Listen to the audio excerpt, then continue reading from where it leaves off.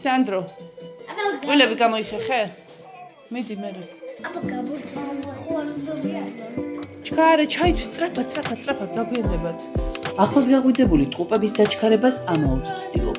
თადარიგი თუ არ დავიჭირე ბაღში აუცილებლად დაგვაგვიანდება. მაგრამ როცა მამა სახლშია, ჩვენი რუტინა მაინც ყოველთვის ირევა. მამამ ტორტი მოიტანა და ძალიან უცნაური მეთოდით ჭრის. ხაჭაპური იმერულად. როგორ? იმერულად. იმერულად ჭრი ტორტს. ასე არის ეგ. შტატაყურები. მოდი მე დავჭრი, კაი. მე ნაყურები მაგარი და შეინდაჭრა. მერთო შემიშველი. ხამონისდანით ჭრის ტორტს. და ანა დასცილის. აბა უყურებ, მამა ისწავლე შვილო ტორტის დაჭრა, ნახე? აუტანელი ოჯახის დილის რუტინის კიდევ ერთი განუყოფელი ნაწილია რიგი სააბაზანოსთან. ფაქტია, რომ ერთი სააბაზანო უკვე აღარ ყოფნის.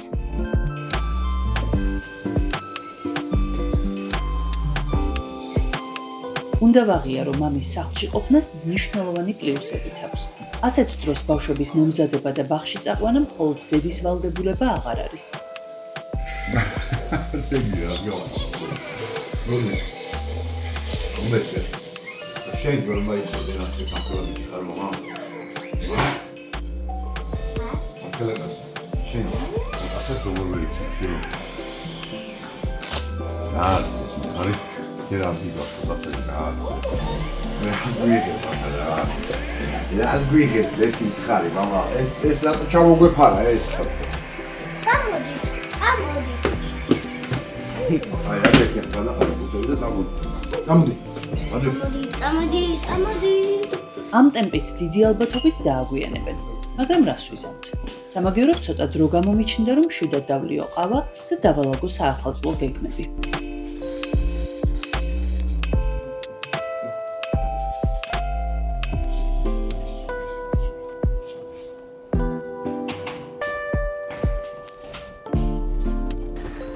აი რა სარგებლობა მოაქვს მამის სახლში ყოფნას.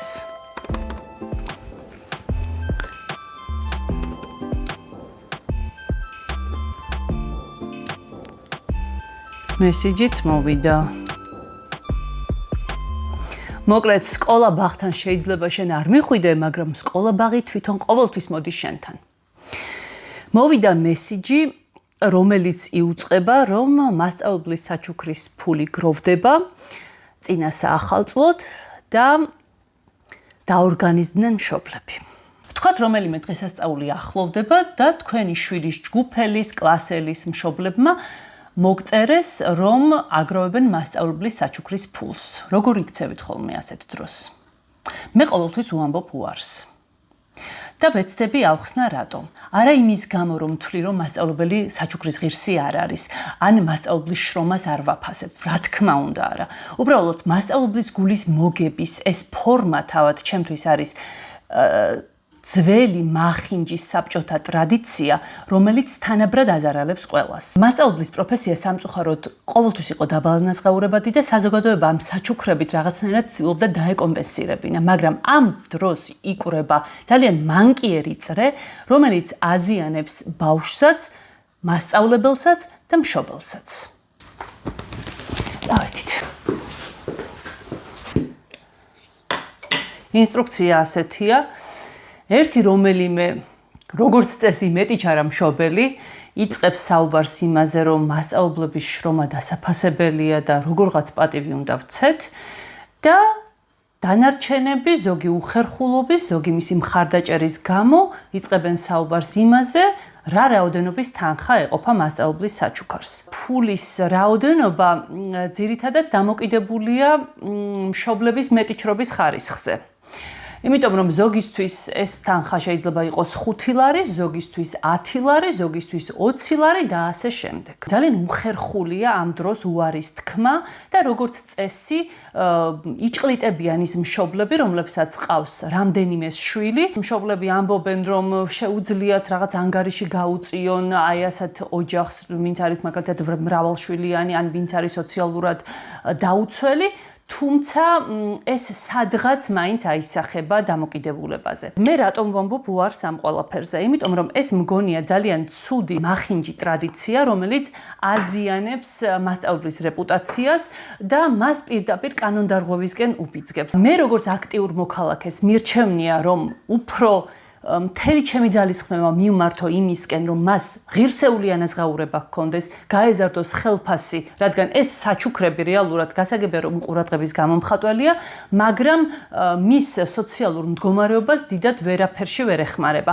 ამიტომ ჯობს, რომ ერთად ვიშრომოთ იმაზე, რომ მასწავლებლის ანაზღაურება იყოს ღირსეული და მასწავლებელს არ უწევდეს ორ სკოლაში სირბილი იმისთვის, რომ თვის ბოლოს რაღაც გამოუვიდეს. მთელი ჩვენი ძალისხმევა რომ მივმართოთ აქეთკენ და სახელმწიფოს მოვთხოვოთ, რომ მასწავლებლები იყვნენ რეალურად დაფასებულები და რაღაც დანამატი, რომელიც შეიძლება წინასაარჩევნოდ გამოიყენო, მე მგონი ამით ჩვენც მოვიგებთ, ჩვენი შვილებიც და ცხადია მასწავლებლებიც.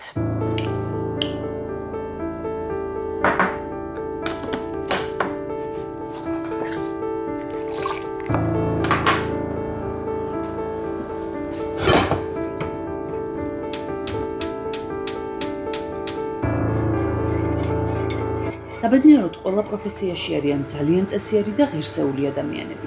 მეც მყავდა რამდენიმე გამორჩეული მასწავლებელი და მათი დღემდე ძალიან მადლიერი ვარ.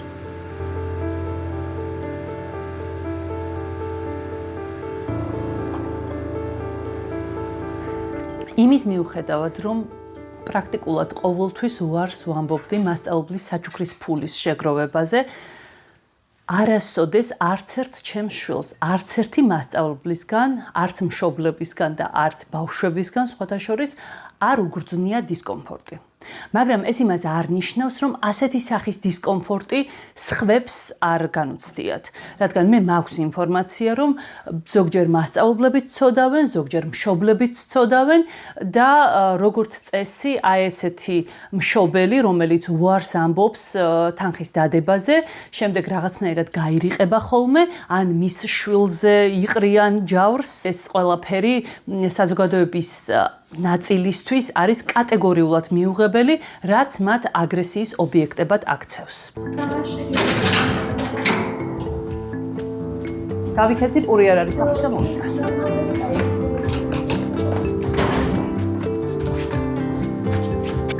ორი სიტყვით მინდა შევეხო, ეგრეთ წოდებულ მეტიჩარა მშობლებს, მე ასე ვეძახი იმ ადამიანებს, ვინც ამ გზით მასწავლებლის საჩუქრის ფულის აკრებით ცდილობს მისი კეთილგანწყობის მოპოვებას. თუმცა ამავდროულად მათ ძალიან კარგად იციან, რომ ბევრ მშობელს აგდებენ უხერხულ მდგომარეობაში, ბევრი მშობლისთვის ეს არის სერიოზული ფინანსური ტვირთი და ამის მიუხედავად მაინც ჯიუტად და დაჟინებით ცდილობენ მიზნის მიღწევას. თუ მშობელს ფინანსური საშუალება არ აქვს და არც ის სურს, რომ მისი სოციალური სტატუსის გამო, მისი თუნდაც სიღარიბის გამო ვინმეს ებრალებოდეს, ამ მშობლებს ხომ უნდა დავუტოვოთ რაღაც გამოსავალი.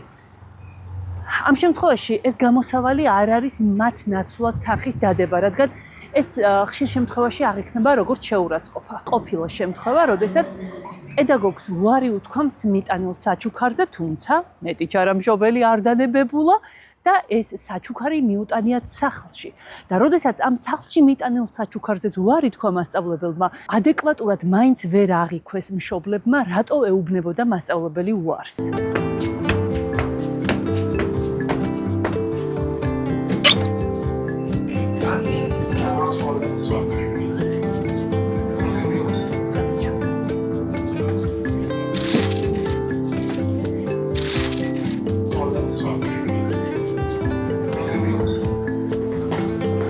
ანა პორტოხალს ხო შეჭამ? ცდილობს სკოლიდან დაბრუნებულ ანას სადილის მომზადებამდე ცოტა C-ვიტამინი შევაყარო. ოდესმე ამას ათქმევინა ხილზე, კი და არ დავეწებ არაფერს. მოკლედ, მასწავლებლებზე ვსაუბრობდით და განსაკუთრებით გამაღიზიანებელია ჩემთვის ბაღის მასწავლებლების ძალიან დაბალი ანაზღაურება. მათი ანაზღაურება დაახლოებით 700-900 ლარს აღწევს და აბა ერთი იპოვეთ ძიძა, რომელიც 700 ლარად თქვენ შვილს დილიდან საღამომდე დაიტოვებს. და მერე წარმოიდგინეთ, რომ ბაღის მასწავლებლებს უწევს 40-50-მდე ბავშვის დილიდან საღამომდე არა მხოლოდ დატოვება, არამედ მათი ფიზიკური, ემოციური საჭიროებების დაკმაყოფილება.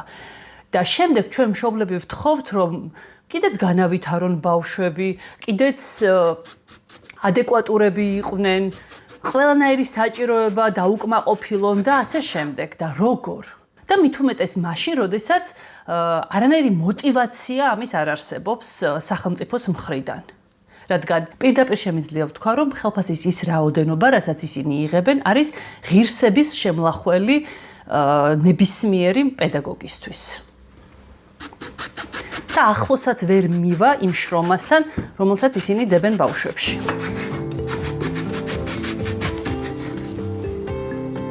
აბა არ მინდაო?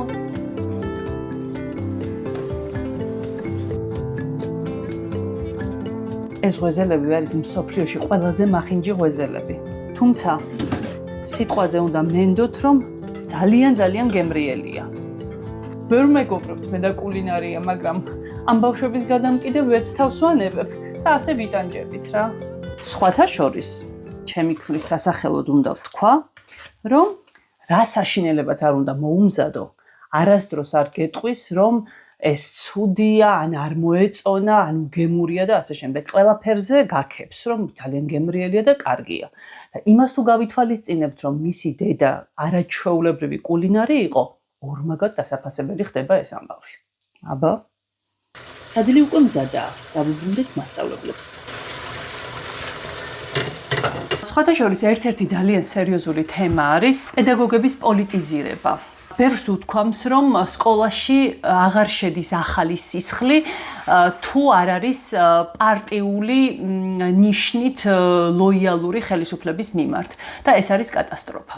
პედაგოგს, როდესაც იმდენად ღირსების შემლახავ მდგომარეობაში ამყოფებ, რომ ფაქტობრივად არ უხდი ნორმალურ ანაზღაურებას, უწესებ ძალიან ბევრ ბარიერს და ამავდროულად აიძულებ, რომ დაემორჩილო შენი პოლიტიკური დღის წესრიგს, ეს იმდენად ამორალურია და იმდენად აზიანებს, უფრო ცუდი რა შეიძლება მოიფიქრონ, მე ვერ წარმომიდგენია.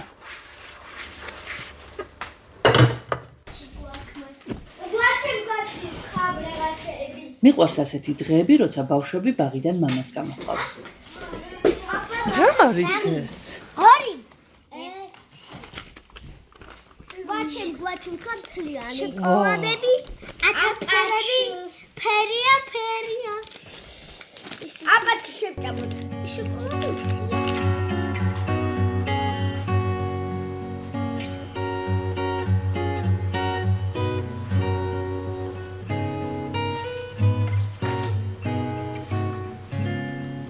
არ ვიცი რატომ მომიდა ძველი ალბომის ამოქექვა. ალბათ იმიტომ, რომ ჩემი ბავშვობა, ბებია და ბაბუა გამახსენდა.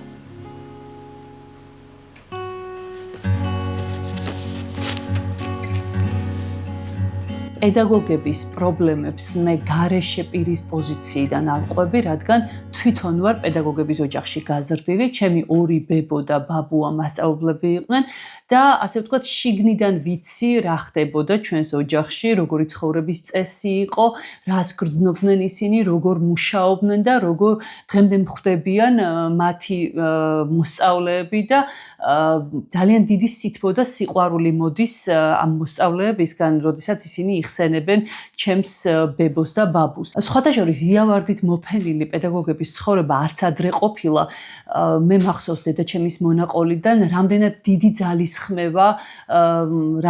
ძალისხმევის გაწევა უწევდათ ჩემს ბებოს და ბაბუს იმისთვის, რომ სამი შვილისთვის ნორმალური განათლება მიეცათ, რამდენად ბევრ რაღაცაზე უწევდათ მათ უარის თქმა, თუმცა ამის მიუხედავად ისევ გადმოცემით ვიცი და იმას იქიდან გამომდინარე, რასაც მე თვითონაც მოვესწარი, რომ ბებიაჩემისთვის ძალიან შეურაცხმყოფელი იქნებოდა თუნდაც აი საჩუქრის მიტანა და ვიცი რომ ვერავინ ვერ გაუბედავდა მას ამას. საჩუქარში არ გულისხმობ ყვავილებს და ელემენტარულად მოსწავლის მხრიდან ყურადღების გამოხატვას ამ ყვავილებით, თუმცა რაღაც ღირებული საჩუქარი როგორც ასეთი ჩვენს ოჯახში აი ესეთი ბებიაჩემის მხრიდან არ შემოსულა, ნამდვილად შემიძლია ვთქვა და რა ვიცი, მთელი ლეჩხუბი დამემოწმება ამაში. არც ადრე ულხინდათ პედაგოგებს, მაგრამ მათთვის მათი საქმე იმდენად მნიშვნელოვანი იყო, იმდენად სხვანაირად უყურებდნენ და აღიქვამდნენ ამ პროფესიას, რომ ალბათ არც